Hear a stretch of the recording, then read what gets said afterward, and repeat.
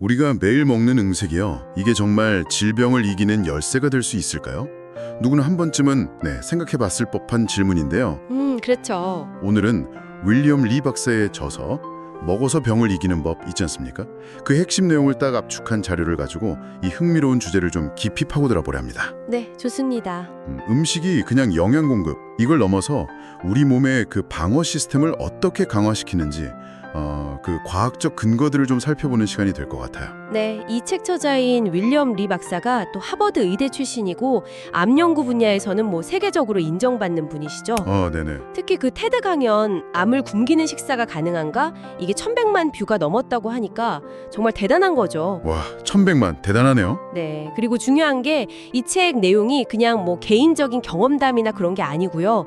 실제 임상 실험 데이터 아니면 수만 명 대상의 대규모 역학 연구, 동물 실험, 또 인간 세포 연구까지 아주 탄탄한 과학적 데이터에 기반하고 있다는 점입니다. 그러니까 단순한 건강 비법 이런 차원이 아니라는 말씀이시군요. 그렇죠. 그냥 카더라가 아닌 거죠. 그래서 오늘 저희 목표는 아주 명확합니다. 이 자료를 통해서요. 우리 몸을 지키는 5가지 핵심 방어 체계가 있다고 하던데 네, 5가지. 혈관 신생, 재생, 마이크로바이옴, DNA 보호, 그리고 면역. 이게 각각 어떤 역할을 하는지, 그리고 이 시스템들을 좀 이렇게 도와주는 구체적인 음식은 뭐가 있는지 그걸 좀 파헤쳐 보려고 합니다. 네, 아주 중요하죠. 여러분의 식탁에 좀 건강한 영감, 실질적인 정보를 좀 얻어가실 수 있도록 저희가 핵심만 딱 뽑아서 재밌게 풀어드리겠습니다. 좋습니다. 자, 그럼 첫 번째 방어 시스템부터 시작해 볼까요? 네. 첫 번째 주제는 혈관 신생입니다. 아니, 우리 몸속 혈관 길이가 무려 10만 킬로미터. 이게 지구 2바퀴 반이라고 하던데 맞나요? 네, 맞습니다. 어마어마한 길이죠. 와, 이 엄청난 혈관망을 관리하는 시스템이라니 시작부터 좀 스케일이 다른데요? 그렇죠. 이 혈관들이 그 생명 유지에 진짜 필수적인 산소와 영양분, 이걸 온몸 구석구석 전달하는 통로잖아요. 네. 혈관 신생은 말 그대로 새로운 혈관을 만드는 건데 이게 너무 과하거나 또 너무 부족하면 문제가 생겨요. 과해도 안 좋고 부족해도 안 좋고. 네. 예를 들어 암세포 같은 경우는 막 비정상적인 혈관을 마구 만들어서 자기들한테 영양분을 공급받으려고 하거든요. 그렇군요. 근데 흥미로운 게 우리가 먹는 음식이 이 혈관 신생의 균형을 잡는데 직접적인 영향을 줄 수 있다는 겁니다. 음식이요? 네, 자료에 나온 대표적인 식품들이 이제 콩, 녹차, 토마토, 그리고 적포도주나 경성치즈 이런 것들이 있어요. 특히 콩, 녹차, 토마토는 상대적으로 부작용 국정이 좀 덜해서 일상에서 먹기 좋은 식품으로 꼽히죠. 콩은 정말 우리 식탁에 너무 흔하잖아요. 저도 두부나 된장찌개 진짜 좋아하는데. 네, 그렇죠. 이게 혈관 건강에까지 영향을 미친다니 좀 놀라운데요. 정확히 어떤 원리인가요? 콩에는 단백질, 식이섬유 외에도 이소플라본 같은 그런 생리 활성 물질이 아주 풍부해요. 이소플라본? 네, 이 성분들이 이제 혈관 건강에 아주 긍정적인 영향을 미치는 걸로 알려져 있죠. 특히 주목할 만한 연구 결과를 보면요. 콩을 꾸준히 먹는 것이 심혈관 질환 발생 위험을 약 20%까지 낮출 수 있다고 합니다. 와, 20%요? 상당한데요? 네, 콩 속의 특정 성분들이 그 혈관의 염증 반응을 줄여주고 또 혈관 기능 자체를 개선하는 데 도움을 줄 수 있다는 거죠. 근데 그 20% 감소라는 게 혹시 운동 같은 다른 생활 습관 개선 효과랑 비교하면 어느 정도 수준일까요? 그러니까 식단만으로 이렇게 큰 변화를 기대해도 되는 건지 좀 궁금하네요. 그거 좋은 질문이시네요. 물론 그 20%라는 수치가 모든 사람에게 똑같이 적용된다거나 다른 요인들을 완전히 배제할 수 있는 건 아니죠, 당연히. 네네. 하지만 식단이 심혈관 건강에 미치는 영향이 결코 작지 않다. 이걸 보여주는 중요한 지표라고 할 수 있습니다. 운동이나 금연 같은 다른 건강한 생활 습관이랑 같이 하면 훨씬 더 시너지 효과를 낼 수 있고요. 그렇군요. 그리고 콩의 효능은 여기서 끝이 아니에요. 뼈 건강에 중요한 칼슘하고 비타민 K도 들어있고요. 또 항산화 효과를 통해서 암 예방에도 기여할 수 있다는 연구들도 있습니다. 암 예방까지요? 네. 1993년에 그리스 과학자가 일본 사람들 소변에서 발견한 제니스테인이라는 성분이 있는데 이것도 콩에서 나온 항암 성분이에요. 오, 제니스테인. 네. 그리고 혈당 조절에도 도움을 주고요. 하루에 한 50에서 100g 정도 이걸 다양한 형태로 드시는 게 좋다고 자료는 제안하고 있습니다. 와, 정말 콩을 다시 보게 되네요. 50에서 100g. 그럼 녹차는 어떤가요? 녹차도 몸에 좋다는 건 뭐 익히 들어 알고 있었는데. 는 카테킨이라는 아주 강력한 항산화 성분이죠. 카테킨? 네, 이 카테킨이 세포 손상을 막고 염증을 줄여줘요. 혈관 신생 조절에도 관여해서 암 예방 가능성도 제기되고 있고요. 심혈관 건강 측면에서는 혈압이랑 그 나쁜 콜레스테롤, LDL이라고 하죠. 그 수치를 낮추는 효과가 입증됐습니다. 신진대사를 활발하게 해서 체중 관리에도 좀 도움을 줄 수 있고요. 항산화의 효과라면 아까 그 콩의 이소플라본하고 비슷한 맥락인 건가요? 이런 성분들이 우리 몸의 여러 방어 시스템에 되게 중요하게 작용하는 것 같네요. 정확합니다. 네, 항산화 성분들은 혈관뿐만 아니라 뭐 DNA 보호, 면역 이런 다양한 방어 시스템하고 다 연결되어 있어요. 그렇군요. 녹차는 또 인슐린 감수성을 높여서 당뇨 예방이나 관리에도 기여하고요. 그 L테아닌이라는 성분은 뇌 기능 향상, 집중력 개선에도 도움을 줄 수 있다고 알려져 있죠. 네. 하루에 한 2, 3잔 정도가 적당하고요. 근데 카페인에 좀 민감하시면 저녁 늦게 드시는 건 피하는 게 좋겠습니다. 네, 알겠습니다. 혈관 이야기에 이어서 이번에는 우리 몸의 그 놀라운 자가 복구 능력, 바로 재생 시스템으로 넘어가 보죠. 재생. 네. 매일 밤 우리가 자는 동안에도 막 쉬지 않고 일하는 일꾼들이 있다고 들었어요. 약 7만 5천 개의 줄기세포가 그 주인공이라면서요. 맞습니다. 골수, 폐, 간, 우리 몸 곳곳에 있는 줄기세포들이 손상된 조직을 끊임없이 복구하고 또 새로운 세포로 교체하는 역할을 해요. 이 재생 능력이 떨어지면 이제 노화가 빨라지고 질병에도 취약해지는 거죠. 네. 그런데 놀랍게도 특정 음식이 이 줄기세포의 활동을 촉진할 수 있다는 겁니다. 아, 또 음식이군요. 네. 자료에서는 다크 초콜릿, 홍차, 그리고 자색 감자를 예로 들고 있어요. 특히 자색 감자는 암 줄기세포의 성장을 억제할 수 있다는 연구 결과가 있어서 흥미롭죠. 잠시만요. 다크 초콜릿이요? 아니, 그 달콤 쌉쌀한 초콜릿이 몸의 재생을 돕는다니 이건 정말 반가운 소식인데요. 네. 그럼 저녁 먹고 다크 초콜릿 한두 조각 먹는 게 죄책감을 덜어줄 뿐 아니라 진짜로 몸에도 좋은 거였군요? 네, 물론 여기서 중요한 건 다크 초콜릿. 그러니까 코코아 함량이 70% 이상인 제품이에요. 아, 70% 이상. 네. 네, 카카오에 플라보노이드라는 항산화 성분이 풍부한데 이게 혈관 기능을 개선하고 혈류량을 늘려서 줄기세포의 이동이나 활동을 도울 수 있다고 합니다. 오. 폴리페놀 성분은 또 세포 손상을 줄여서 노화 방지에도 기여하고요. 맛도 좋고 건강에도 좋다니 이건 뭐 금상첨화네요. 다른 효과는 없나요? 뇌 혈류 증가 효과가 있어서 기억력이나 집중력 향상에도 도움을 줄 수 있고요. 기분 안정이나 스트레스 감소 효과에 대한 연구도 있습니다. 와. 다만 설탕 함량이 낮은 제품으로 하루에 한 20에서 30g 정도. 적당량 드시는 게 중요합니다. 무턱대고 많이 먹는 건 당연히 안 좋겠죠. 네, 그렇죠. 그럼 홍차는 어떤가요? 녹차하고는 또 다른 매력이 있을 것 같은데요. 홍차 역시 폴리페놀하고 플라보노이드가 풍부해서 심혈관 건강에 긍정적인 영향을 줄 수 있어요. 녹차의 카테킨 외에도 테아플라빈이라는 홍차 특유의 항산화 성분이 있는데 이게 염증 감소나 면역 조절에 도움을 줄 수 있다고 합니다. 테아플라빈. 처음 들어보네요. 네, 소화를 돕는 효과도 있고요. 홍차의 그 타닌 성분은 항균 작용을 해서 입안 건강이나 감기 예방에도 좀 유익할 수 있습니다. 오, 그렇구나. 하루 2, 3잔 정도가 적당하고요. 홍차 역시 카페인이 있으니까 섭취 시간에 좀 유의하시는 게 좋고요. 네. 그런데요, 이 재생 시스템과 관련해서 반드시 좀 짚고 넘어가야 할 주의사항이 있어요. 아, 네. 뭔가요? 이 자료에서 흡연이 줄기세포를 심각하게 고갈시켜서 재생 능력을 떨어뜨린다고 아주 강력하게 경고합니다. 아, 흡연이요? 네, 담배 연기 속의 그 유해 물질들이 줄기세포 기능을 막 저해하고 수명까지 단축시킨다는 거죠. 네. 그리고 또 하나, 당뇨병 환자의 경우 혈당 조절이 정말 중요합니다. 높은 혈당이 혈관 내피 전구세포라고 줄기세포의 일종인데 그 기능을 손상시키거든요. 아하. 그래서 철저한 혈당 관리가 재생 능력 유지에 필수적이라고 강조하고 있습니다. 네. 흡연과 혈당 관리 정말 간과해서는 안 될 부분이네요. 자, 그럼 이제 세 번째 방어체계 마이크로바이옴으로 넘어가 보겠습니다. 네, 마이크로바이옴. 우리 몸속에 사는 그 미생물 군단 수가 무려 40조 마리에 달한다니 제 몸 안에 저보다 많은 생명체가 살고 있다는 거잖아요. 그렇죠. 세포 수보다 많다고 하니까요. 이게 단순히 장 건강 문제만이 아니라고요? 그렇습니다. 이 장내 미생물들이 우리가 소화 못 시키는 음식 성분들을 막 분해하면서 네. 수많은 대사산물을 만들어내요. 네. 이 물질들이 혈액을 타고 온몸으로 퍼져나가서 면역 체계도 조절하고 혈관 신생에도 영향을 미치고 심지어는 뇌 기능이나 기분까지 조절하는 데 관여합니다. 뇌 기능까지요? 네, 장뇌축이라는 개념이 있을 정도니까요. 예를 들어서 비피더수균 같은 유익균은 스트레스 반응을 좀 완화하는 데 도움을 줄 수 있고요. 오. 또 특정 미생물 구성이 비만이나 당뇨병 발병 위험과도 관련이 있다는 연구 결과들이 계속 나오고 있습니다. 와, 정말 우리 몸에 숨겨진 지휘자라고 해도 과언이 아니겠네요.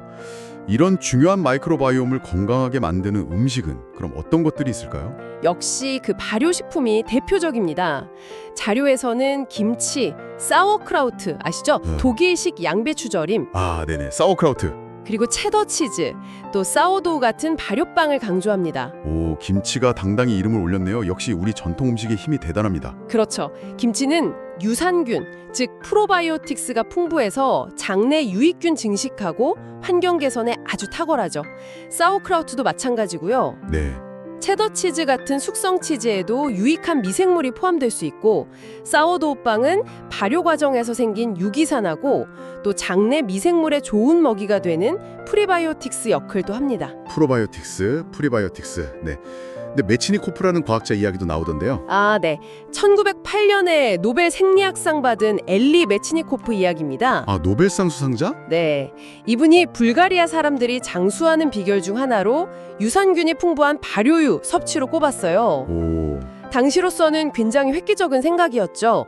그분의 연구가 이제 장내 미생물의 중요성을 과학적으로 조명하는 시작점이 됐고 현대 마이크로바이옴 연구의 토대를 마련했다고 평가받습니다. 와, 100년도도 전에 이미 장 건강의 중요성을 알았다니 놀랍네요. 그럼 이런 발효식품들은 얼마나 먹는 게 좋을까요? 김치나 사워크라우트는 하루에 한 50에서 100g 정도 섭취를 권장하는데요.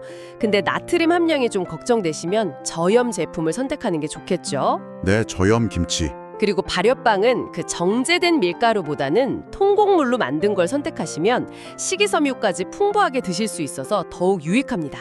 네, 알겠습니다. 자, 네 번째 방어 체계는 DNA 보호입니다. DNA는 그냥 유전 정보 저장소라고만 생각했는데 이게 외부 공격으로부터 우리 몸을 지키는 역할까지 한다니 좀 생소하게 들리기도 하네요. 네. 우리 몸의 DNA는 생각보다 훨씬 역동적이에요. 매일 자외선, 환경 오염 물질, 흡연, 스트레스, 심지어는 그냥 정상적인 세포 대사 과정에서도 손상을 입습니다. 아, 매일요? 네. 하루에 무려 1만 번 이상 손상될 수 있다고 추정해요. 10,000번이요? 와. 우리 몸에는 물론 이런 손상을 복구하는 시스템이 있어요. 근데 손상이 너무 많거나 복구 시스템이 약해지면 돌연변이가 쌓여서 노화가 빨라지고 암을 비롯한 각종 질병의 원인이 될 수 있는 거죠. 그렇군요. 자료에서는 주유소의 벤젠가스처럼 일상에서 노출될 수 있는 화학 물질도 DNA 손상을 유발할 수 있으니까 주유할 때 바람을 등지는 그런 작은 습관도 도움이 될 수 있다고 언급하더라고요. 와, 정말 일상 속 사소한 것까지 신경 써야 하는군요. 그럼 DNA 보호를 위해서 특히 중요한 생활 습관은 뭘까요? 단연 숙면입니다. 잠이 정말 중요해요. 아, 잠이요? 아이슬란드하고 스웨덴 웁살라 대학의 공동 연구 결과가 아주 인상적인데요. 하루 8시간 푹 자는 것은 지방 대사를 돕는 유전자를 활성화시킨대요. 네. 반면에 하룻밤만 딱 세워도 무려 269개 유전자 기능에 부정적인 후성 유전학적 변화가 나타난다고 합니다. 269개요? 하룻밤 만에? 네. DNA 염기 서열 자체는 그대로인데 유전자가 켜지고 꺼지는 방식에 문제가 생긴다는 거죠. 아, 무섭네요. 특히 성장기 어린이의 수면 부족은 비만 위험을 45%나 높인다는 연구도 있으니까 잠의 중요성은 정말 아무리 강조해도 지나치지 않습니다. 잠이 보약이라는 말이 정말 과학적으로 증명된 셈이네요. 그런데 그 탄산음료가 텔로미어를 짧게 한다는 경고도 있던데요. 텔로미어가 정확히 뭔가요? 아, 텔로미어. 네, 그게 염색체 끝부분에 이렇게 딱 붙어서 DNA를 보호하는 역할을 해요. 뭐랄까, 신발끈 끝에 달린 플라스틱 캡 같은 거라고 생각하시면 쉬워요. 아, 네네. 세포가 분열할 때마다 이 텔로미어가 조금씩 짧아지는데 이게 노화의 중요한 지표 중 하나거든요. 자료에 따르면 주 4회 이상 탄산음료를 마시는 아이들은 텔로미어 길이가 더 짧아지는 경향을 보였다고 합니다. 주 4회? 생각보다 자주 마시는 아이들 많을 텐데요. 그렇죠. 그러니까 잦은 탄산음료 섭취가 세포 노화를 막 가속화시킬 수 있다는 아주 강력한 경고인 셈이죠. 탄산음료를 줄여야 할 이유가 하나 더 늘었네요. 그럼 DNA 보호를 위한 종합적인 전략은 뭘까요? 결국 기본으로 돌아가야 합니다. 항산화 성분이 풍부한 과일, 채소, 통곡물 위주의 균형 잡힌 식단. 이게 DNA 손상을 줄이는 데 도움을 주고요. 네. 그리고 앞서 강조했듯이 성인 기준으로 하루 7시간에서 8시간 정도의 질 좋은 수면은 필수입니다. 네. 수면? 마지막으로 흡연 피하고 미세먼지나 유해 화학물질 노출을 최소화하는 그런 생활 환경 관리 역시 중요하다고 자료는 권고하고 있습니다. 네, 알겠습니다. 자, 드디어 마지막입니다. 5번째 방어책의 면역인데요. 네, 면역. 어쩌면 가장 익숙한 개념일 수도 있겠네요. 외부 침입자로부터 우리 몸을 지키는 최전선 방어 시스템이죠. 아까 이야기 나눈 마이크로바이옴, 즉 장 건강과도 아주 밀접하게 연결돼 있다고 하고요. 맞습니다. 면역 체계는 세균, 바이러스 같은 외부 침입자는 물론이고 내부에서 생기는 암세포 같은 비정상 세포들을 식별하고 제거하는 아주 정교한 시스템이죠. 네. 여기서 특히 흥미로운 지점은 특정 음식 성분이 이 면역 체계, 특히 항암 면역 반응을 강화하는 데 도움을 줄 수 있다는 가능성입니다. 아, 음식 성분이 항암 면역까지요? 네. 자료는 블랙베리, 호두, 석류, 딸기 이런 데 풍부한 엘라그산이라는 성분에 주목하는데요. 엘라그산. 네. 이 성분이 암세포가 면역세포 공격을 피하려고 사용하는 면역관문 단백질이라는 게 있어요. 그 작용을 방해할 수 있다는 연구 결과가 있습니다. 네. 마치 그 최신 항암 치료제인 면역관문 억제제와 유사한 역할을 할 수도 있다는 거죠. 와, 음식 성분이 면역 항암제랑 비슷한 역할을 할 수 있다고요? 이건 정말 놀라운데요. 그럼 블랙베리나 호두가 구체적으로 어떻게 면역에 좋은 건가요? 블랙베리에는 비타민 C하고 함께 안토시아닌이라는 보라색 색소가 아주 풍부해요. 안토시아닌. 네. 네, 이것들이 강력한 항산화 작용으로 세포 손상 막고 염증 반영 줄여서 면역 세포가 제대로 기능할 수 있게 돕는 거죠. 비타민 C는 백혈구 기능을 직접적으로 지원하고 안토시아닌은 뇌 건강에도 긍정적인 영향을 미치고요. 식이섬유도 풍부하고요. 그리고 호두는 잘 알려진 오메가3 지방산의 보고잖아요. 네, 오메가3. 이 건강한 지방이 염증을 조절하고 면역 반응의 균형을 잡는 데 아주 중요한 역할을 합니다. 또 호두에는 엘라그산을 포함해서 다양한 항산화 성분하고 비타민 E 같은 게 풍부해서 세포 손상 막고 면역 노화를 늦추는 데 도움을 줄 수 있습니다. 일부 연구에서는 항암 효과까지 시사하고 있죠. 오, 호두가 그렇게 좋은 거였군요. 면역요법으로 암을 극복한 실제 사례들도 언급되었죠. 네, 그 지미 카터 전 미국 대통령 사례가 대표적이죠. 90세 고령의 악성 흑색종이 뇌까지 전이된 아주 심각한 상태였는데 네. 면역관문 억제제인 키투르다 치료를 통해서 완치 판정을 받으셨죠. 와, 90세예요. 네. 저자인 윌리엄 리 박사의 어머님 역시 자궁 내막암 재발 후에 같은 약물로 완치된 경험이 있다고 하고요. 물론 이 치료법이 모든 암에 다 효과적인 건 아니지만 우리 몸의 면역 체계를 활성화하는 것이 암 정복의 중요한 열쇠가 될 수 있다. 이걸 보여주는 강력한 사례들입니다. 네. 그리고 음식이 이 과정에 기여할 수 있다는 점이 중요한 거죠. 그렇군요. 그럼 이런 블랙베리나 호두 같은 식품은 얼마나 어떻게 먹는 게 좋을까요? 특정 음식만 막 많이 먹는 것보다는 다양성이 중요해요. 자료에서는 블랙베리나 호두를 간식으로 하루 한 줌 정도, 약 20에서 30g 정도 꾸준히 섭취하는 것을 제안합니다. 한 줌 정도. 네. 네, 신선한 과일이나 견과류를 매일 식단에 포함시켜서 면역 시스템을 지속적으로 지원하는 습관. 이게 중요하다고 볼 수 있겠습니다. 네, 오늘 정말 많은 정보가 오갔습니다. 윌리엄 리 박사의 저서 요약 자료를 통해서 우리 몸을 지키는 5가지 핵심 방어 체계, 혈관 신생, 재생, 마이크로바이옴, DNA 보호, 면역와 각 시스템을 강화하는 그 놀라운 음식의 힘에 대해 깊이 탐구해봤습니다. 네. 콩, 녹차, 다크 초콜릿, 김치, 블랙베리, 호두 이런 친숙한 식품들이 단순한 먹거리를 넘어서 우리 몸을 지키는 강력한 지원군이 될 수 있다는 사실을 과학적 근거와 함께 확인하는 시간이었습니다. 정말 흥미로웠어요. 네, 오늘 이야기의 핵심은 결국 이거인 것 같아요. 우리가 매일 선택하는 음식이 약처럼 우리 몸의 자연 방어 시스템을 강화할 잠재력을 가지고 있다. 이 사실이죠. 네. 하지만 그렇다고 특정 슈퍼푸드 몇 가지에만 의존하는 건 해결책이 아닙니다. 자료에서도 강조하듯이 중요한 건 시너지예요. 아, 시너지. 네. 다양한 식품을 통해서 여러 방어 시스템을 동시에 지원하고 균형 잡힌 식단을 구정하는 거죠. 그리고 건강한 식단은 충분한 수면, 스트레스 관리, 규칙적인 활동 같은 건강한 생활 습관과 함께할 때 비로소 그 힘을 최대한 발휘할 수 있습니다. 맞아요. 질병이 생긴 후에 치료하는 것보다 애초에 질병이 생기지 않도록 예방하는 것, 이게 가장 현명한 건강 전략이고 올바른 식습관이 그 핵심 열쇠가 될 수 있다는 점을 꼭 기억하시면 좋겠습니다. 네. 이 자료에서 흥미로웠던 점 중 하나가 바로 여러 음식을 조합했을 때 더 큰 효과를 볼 수 있다는 부분이었습니다. 맞아요. 조합. 각기 다른 방식으로 우리 몸을 돕는 음식들을 함께 먹는 지혜가 필요하다는 거죠. 자, 오늘 나눈 이야기들 중에서 여러분의 귀를 가장 사로잡았던 내용은 무엇이었나요? 이번 주 여러분의 5가지 방어 체계 중 하나를 응원하기 위해서 식단에 추가해 볼 수 있는 작지만 의미 있는 변화는 무엇일지 한번 즐겁게 고민해 보시는 건 어떨까요?